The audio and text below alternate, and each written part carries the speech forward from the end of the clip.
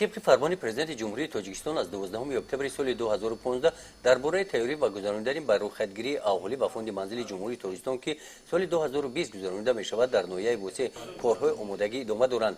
برای در سطح بلند گذراندن این معرکه مهم شعبه بروخدگیری اهالی و فوند منزل ریاست امور ناحیه وسه تا امروز کارهای نظراتی را در این سمت به انجام رسانیدند.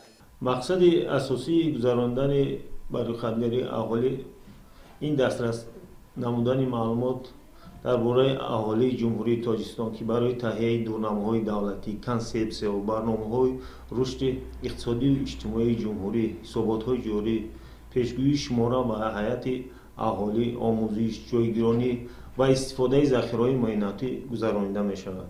عین حال از طرف کمیسیا کارهای آماده نمودن خریدهای اسکماتیکی تحت نظارت می‌باشد و برای آماده نمودن خریدهای اسکماتیکی شهرک هولبوک مبلغ‌های معین از حساب مقامات اجرایی حاکمیت دولتی ناحیه جدا گردیده عین زمان کارها در عرفه انجامیابی می‌باشد.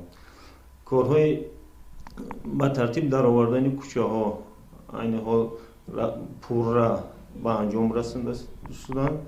با این مقصد از حساب بودجت محلی مقدار ضروری مبلغ جدا کرده شد در سال 2018 که این پوررا رقمگذاری کوچه ها در حدود شهرک هولبوک ناحیه به انجام رسانده شد.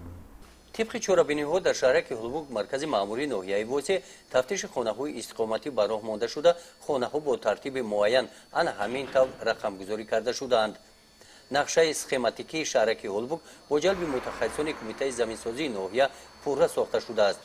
در خریطه اسکماتیکی حدود شهرک وسه معین گردیده 36 کوچه‌های آن جایگیر کرده شدند. طور معین می‌گردد نظر به سال 2010 کوچه‌های شهرک هولبوک از حساب زیاد شدن شماره خواجگی‌ها 4 عدد زیاد گشته است.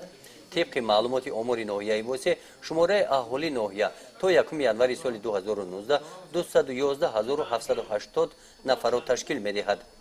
گزارش خواجه نظریف خدای نظر ظهور از ناحیه وسه برای برنامه اطلاعاتی نوید.